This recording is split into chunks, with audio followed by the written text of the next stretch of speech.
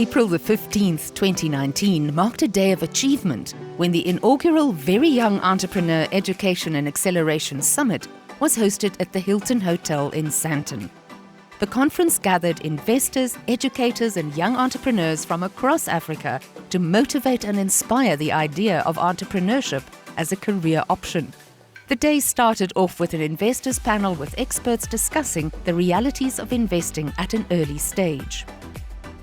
I did an engineering degree, followed a sort of a more trodden path in that regard, and then I went into a corporate job first. And I went in with the belief that I had to do that before I could become an entrepreneur, so that I could get that trust from investors. They had to know that I had the background in fully understanding financial statements and how businesses worked inside and out. So you need some sort of a badge, like a credential of trust, right? Exactly. So I think one of the important things perhaps is if you are an investor that wants to invest in very young entrepreneurs, and that's what this summit is about, we need to ask ourselves, what is the best way of doing a due diligence on these young entrepreneurs? Does it work that we apply the same mindset as a private equity investor, traditional venture capitalist?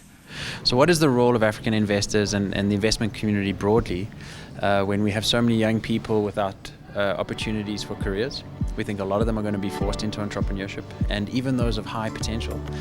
So we think investors have a really important role to play to accelerate people from school and university directly into entrepreneurship, and they need to think a little bit differently than they are maybe today. So normally for early stage investing, right, angel and venture is very risky. So the thinking is that you need to have government creating some incentives, right, which would then unlock local capital or allow local investors and foreign investors to take that risk because it's very risky. Last year, Singapore did something quite out of the blue where they now said that if the company fails, they will give you 50% of the money invested back. Now, that is a very, very interesting instrument because they are thinking, okay, if we can get 100 companies funded, 70 of them will fail. The 30% that will succeed will be so successful that they will pay so much taxes, and we can use that to write off the money that was invested, right? And so what they are doing there is a way to create economic stimulus by creating this environment for investors and entrepreneurs to come in there and build businesses that will drive the economic growth of the future. We need to start thinking in that direction in Africa. We need to start creating this instrument that will help unlock local capital, because there's a lot of people that have money locally, but the instruments and incentives are not there. I think the criteria that the investors should use is more on the people, the actual entrepreneurs. Because when you're looking at very early stage businesses, there isn't a lot of traction, there isn't a proven product. So the one thing that doesn't change are the entrepreneurs themselves. So I think a lot of the time should be spent more on doing a due diligence on the individuals rather than the business itself.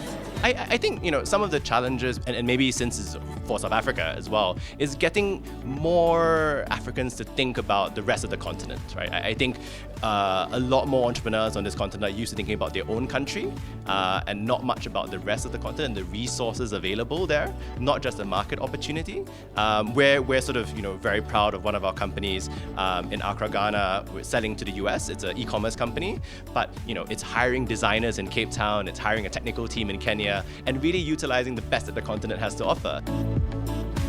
A key message that came out of the panel discussion was a need for behavioral changes.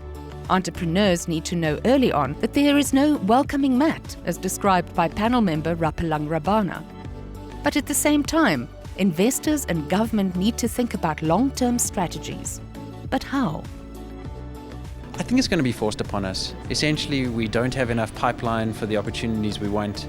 We keep waiting for someone else to solve that problem. We want schools and education institutions to develop the skills that we need. And I think ultimately, capital is going to have to come to the party. Well, let me paint the picture of the African investment ecosystem. So generally what you do, you have capital markets at the top, followed by what we call private equity, and then growth capital, then venture capital and angel investing. Normally it's an inverted pyramid. So you have more money at the top and it goes down. Now in the Africa case, we have the capital markets, we have private equity.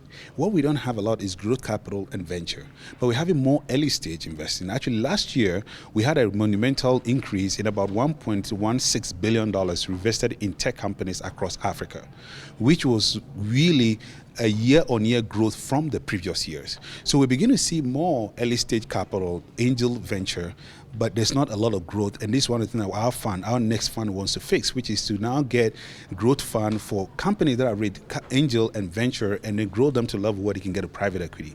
So the dynamic is changing. There's a lot of precipitation within that space, but I agree with you, there's a lot more that needs to be done to bring in more capital into those startups. I feel that the money that has been there to finance young entrepreneurs hasn't been managed enough by people that have understood the value creation process. So it's not enough to be a financier or an engineer, but if you haven't understood that journey yourself, I think it'll be very difficult to learn how to support an entrepreneur at that stage. And you're probably only well suited to support a business where you can read financials, but what do you read before the financials? Right. And we really haven't had, I think, the cohort of investors that can support that stage.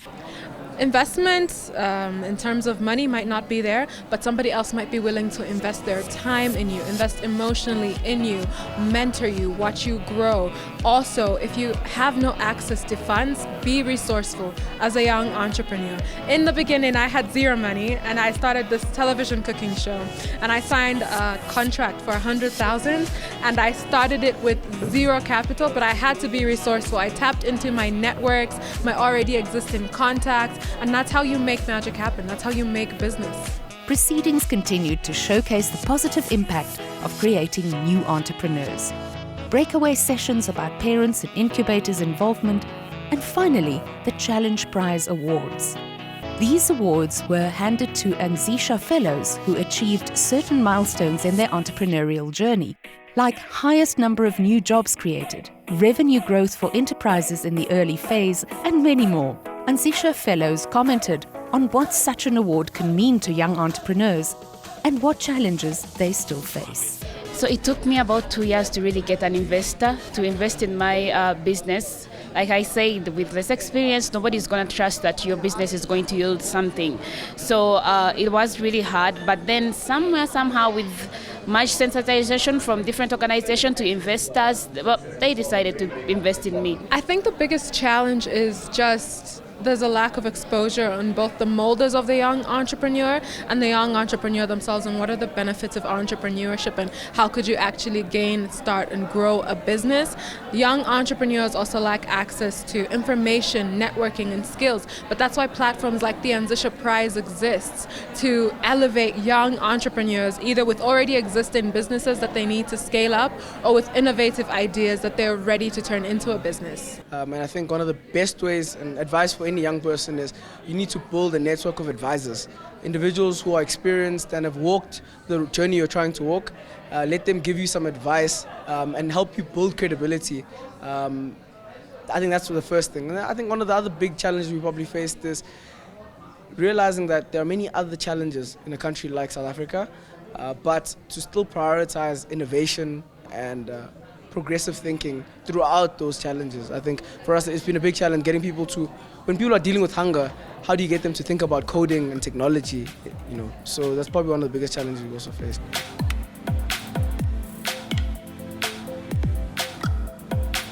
If we did achieve this scenario where we're investing in more young entrepreneurs and young entrepreneurs are employing other young people, how do you see this working out in terms of jobs and employment in Africa? Thank you. I think that we have an imperative to pursue this scenario. I don't think it's really much of an option for us. And I think in many ways it's happening, but it's not happening at a big enough scale that it needs to. When we look at the macroeconomics of just about all African countries currently, even though we're touting a lot of growth and that's positive, but job growth is not keeping up with the number of young people that we're graduating. Every year we graduate about 11 million young people from schools across this continent, and we only create about 3 million jobs.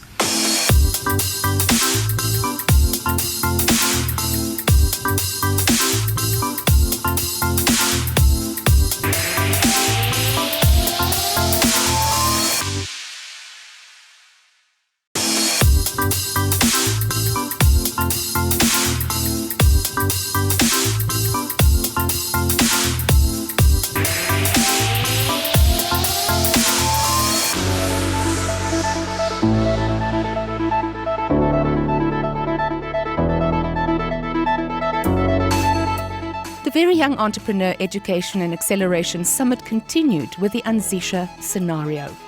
Here, panelists envisioned a future for young Africans, a future where they choose entrepreneurship as a career path and, in turn, employ peers. The questions addressed in this discussion were: what are the drivers, barriers, and opportunities? What are the roles of parents, teachers, students, policymakers, and other stakeholders in making this choice desirable and supported?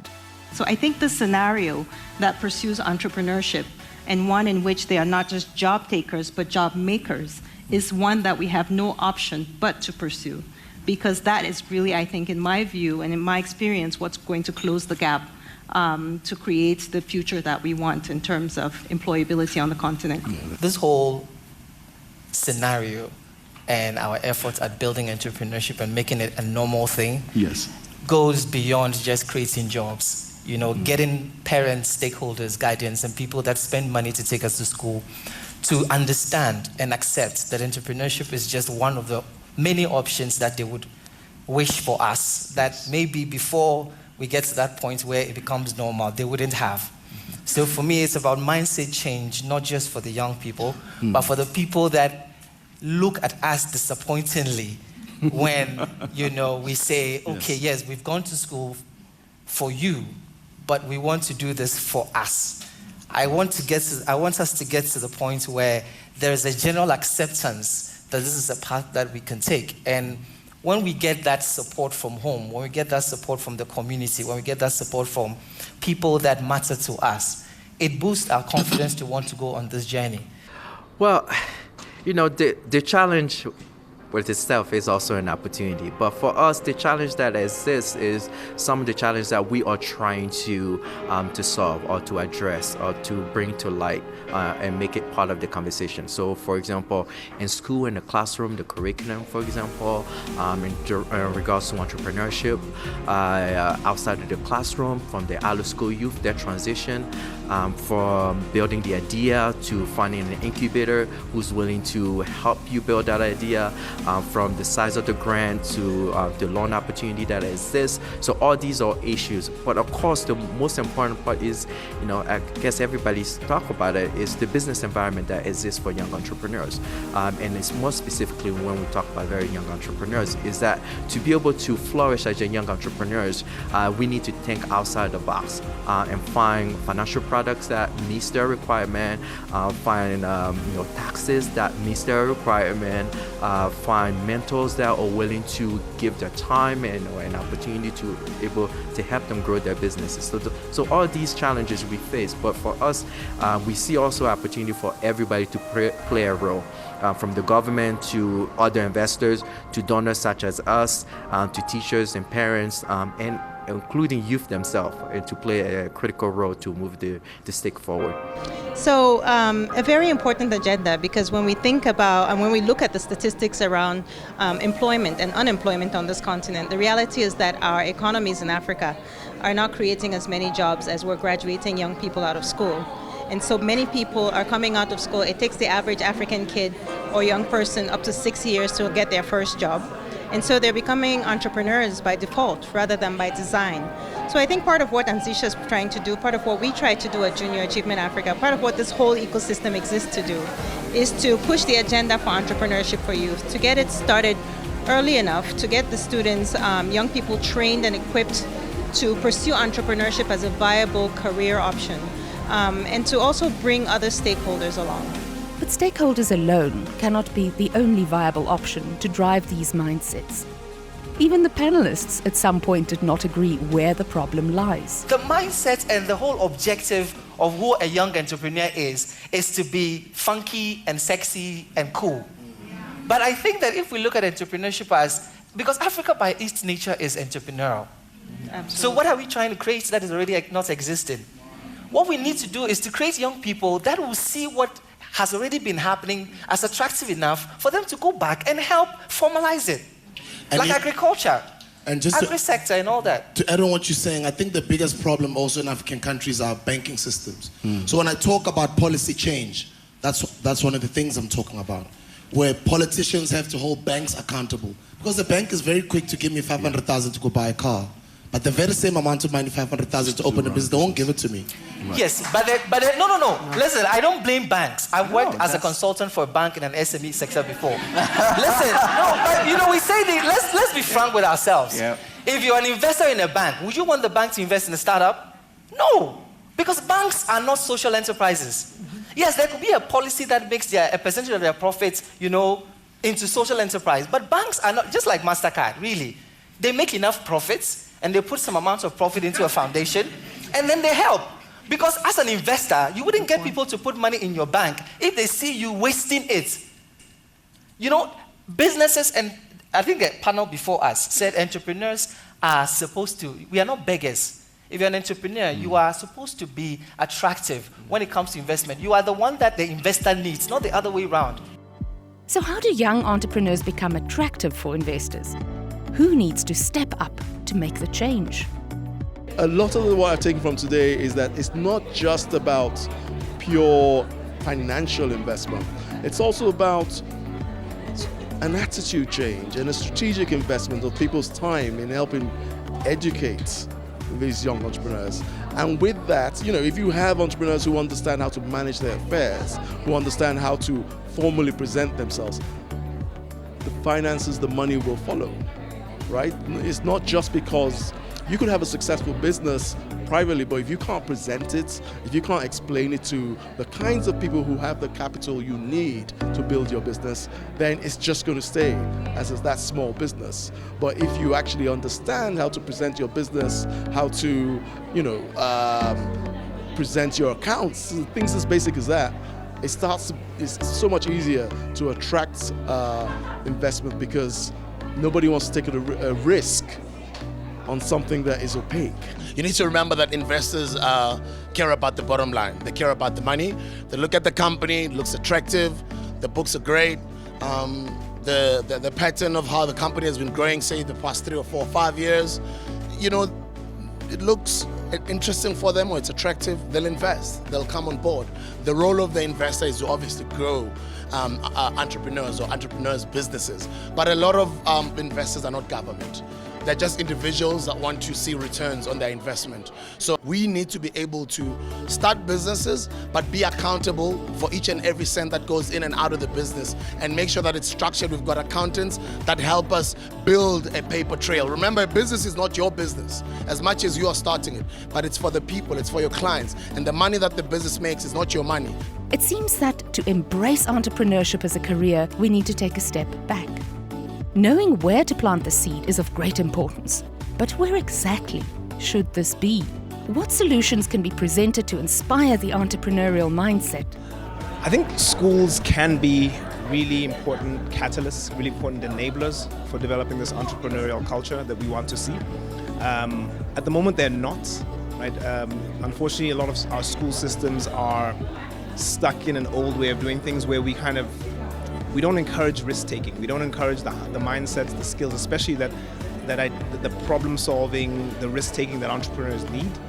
And if we can find ways to inculcate that into the life of schools, we'll teach young people that it's okay to take risks, it's okay to fail 3 times, 4 times, 5 times, because that's what it takes to be an entrepreneur. It's really about giving young people the tools. It's about changing the brand of entrepreneurship. A lot of young people in Africa think of entrepreneurs as, often very white person somewhere in another country. It's a very Western or foreign concept to them, so that has to be changed as well. It's also about changing the policy to enable young people to be able to start enterprises. We're seeing interest younger and younger, where kids want to start companies, but sometimes the government policy doesn't allow them to own a bank account or to register a company. So there's policy issues around it, but there's also fundamentally there's education. They just don't have the skills or the understanding of what it takes to be an entrepreneur successfully.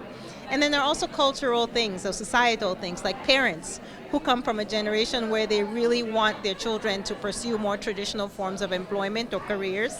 And so there's a bit of pushback. So all of those things I think need to be addressed. There's a lot of us that are doing things in silo to promote the culture of entrepreneurship and helping young people, but I think it should come from the top, from government, and policy should be changed to favor entrepreneurship because we are right now in a crisis. Africa is the youngest continent in the world, meaning it's got a lot of young people, especially South Africa. The unemployment rate right now is crazy. It's sitting at 52% of young people that are unemployed.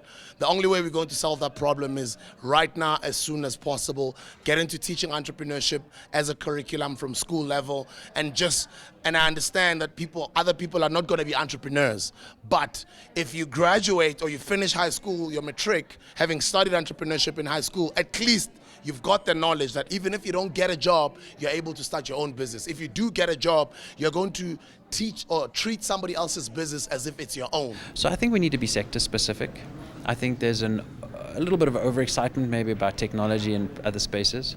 I think the really big opportunities for people to start businesses that are cash generative almost immediately are in value-added services. So you can buy a Coke, make it colder and sell it to someone, for a little bit more. You can get into agri-processing and agriculture quite easily, comparably to some others. So I think the barriers to entry are actually mindset issues. There's a lot of opportunities to start if you pick the right sector. We've seen such incredible innovations coming out of these young entrepreneurs across Africa. From South Africa to Ghana to Kenya to Ivory Coast and to Nigeria, which we call the King's countries. So these are the countries that we believe are leading the digital economy, and it's all driven by the youth who are using technology, especially mobile, to unleash their innovation and their creativity in solving unique problems in the marketplace. This topic, I always get excited about it because just like everything else that happens in Africa, the big slice of the cake is always reserved for people that have the capacity, people have the money, people have the resources, and at the end of the day, the breadcrumbs come back to the Africans. So then you realize that a lot of the public-private partnerships are not as huge when it comes to us, the citizens of Africa, as it is with people who probably are coming with some sort of an investment.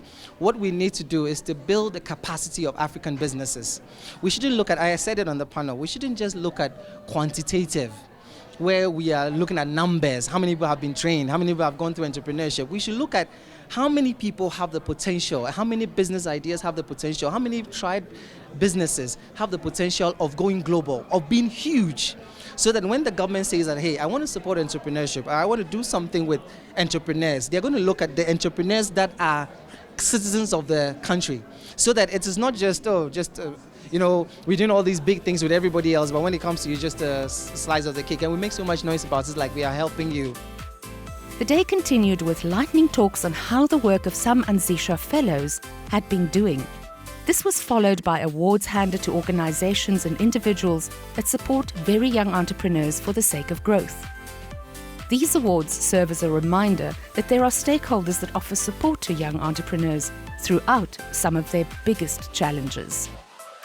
So there's so many problems that young entrepreneurs face, and I think at the top of that list is trust. A lot of people don't trust young entrepreneurs to be serious business people, and by acknowledging them and recognizing them through the Anzisha Prize, we hope that we're giving them that credibility that this young person actually is doing a good job. They're employing people, they're running a business, they're creating revenue, job creation, and social impact, and that's one of the reasons why the Anzisha Prize exists. But the funny thing is, we shouldn't talk about entrepreneurship as if it's something completely strange to Africa. We all over, every day, young people and old people, all ages, are doing their side hustles and their gigs and all on the side. No, the problem is that we have too little structure from which people can scale these small businesses, these informal businesses, and build them into the next giant companies across the continent. There are tons of opportunities, and I think it's really a matter of orientation for young people. They need to be taught how to be creative problem solvers so that they can look around their communities and be able to identify a problem and give it a real solution. I think one of the challenges that faces all of us on this continent is that a lot of the solutions that are being introduced to Africa's problems are foreign and they're not very valid for the context in which we exist, right? So I think the best solutions come are homegrown.